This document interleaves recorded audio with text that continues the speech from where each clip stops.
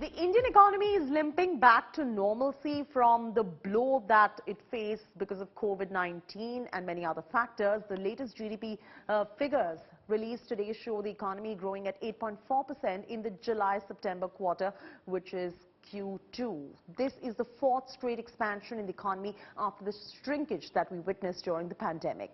Amongst the individual sectors now, the agricultural space grew at 4.5%, same during April-June quarter.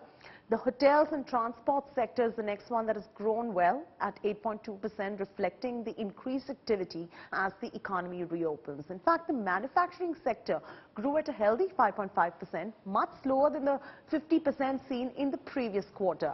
Financial services grew at 7.8% in the July to September quarter. Let's now listen into what CEA KV Subramaniam had to say about the state of the Indian economy.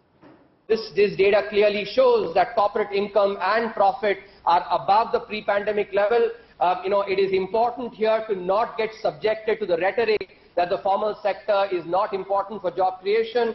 As we have clearly seen, job creation in the formal sector is very important because those are the ones that provide high quality jobs. So the lack of distress or the fact that the corporate sector has emerged well from the crisis is something that means a lot for demand as well and for overall equity in society, through job creation. So the corporate sector, formal sector especially emerging, is important.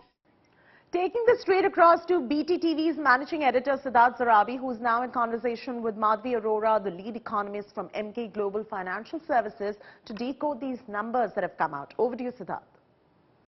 Madhavi, I want you to begin by explaining to our audience what does this 8.4% mean in terms of the wider economy?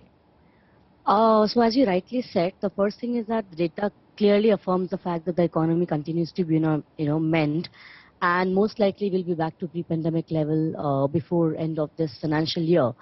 High frequency data has been indicating that on the back of easing lockdown restrictions, rising pace of vaccination, and mobility has clearly sort of helped improve the service sector, which has been a laggard as far as the growth recovery is concerned. So I think this quarter sort of clearly is led by services, which again has seen a biased improvement more in real estate sector, partly on account of the fact that we have seen ultra accommodative financial conditions with regard to real estate segment, and also the fact that the government spending in this quarter has been higher both by center and states. Both of them essentially have impacted the services sector much more, and this quarter is clearly led by services, which has been a laggard in the past, wherein the improvement was led by agriculture and followed by manufacturing to some extent. So Madhavi, I think services, yes. Madhavi, explain to our audience, and while many of those who are watching you know that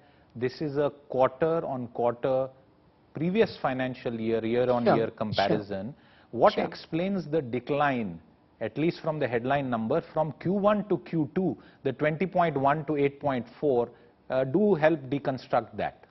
Sure. So that is purely a base effect story because, you saw the previous quarter, 20% growth was essentially on account of the fact that it sort of reflected the pandemic year impact getting reversed on year-on-year basis. Now that seems to have waned in this quarter, wherein we had seen last year, same period, some improvement in growth. But that said, when you see on a sequential basis, which is quarter-on-quarter, the improvement has continued in the growth momentum, which shows that even though you are seeing a slowdown from 20.1 to 8.5% kind of a growth picture from first quarter, second quarter of this year, on a sequential basis, you have seen the continuous improvement in the growth levels. So that is one. And the fact that you are seeing a waning base effect, that has essentially led to the lower growth number that you are seeing on a quarter-on-quarter with respect to previous year, the same period. So that is why probably you are seeing a correction in growth. But on a sequential basis or on a quarter-on-quarter basis, there's actually been an improvement across sectors. What parts of the economy are doing well when we look at the disaggregated picture of GDP, which includes the manufacturing sector, includes the farm sector, which has grown 4.5% in the current quarter? What is this entire data set telling you in terms of what parts of the economy are growing, and what are those parts which are still under some amount of stress? So clearly, what you're seeing here is one that this quarter on a sequential basis there's been a across sectors improvement. It is still a little skewed, and as I was mentioning in the past, that a large part of this quarter recovery is led by services. Manufacturing has actually been a bit of a laggard.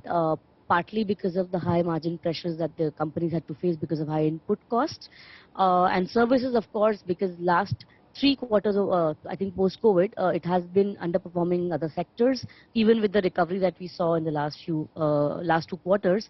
But with the, with the help of improving vaccination pace, mobility, and the fact that, the financial sector has generally been resilient, and of course, real estate, which is a big segment of services, has picked up well because of very, very low, interest rates.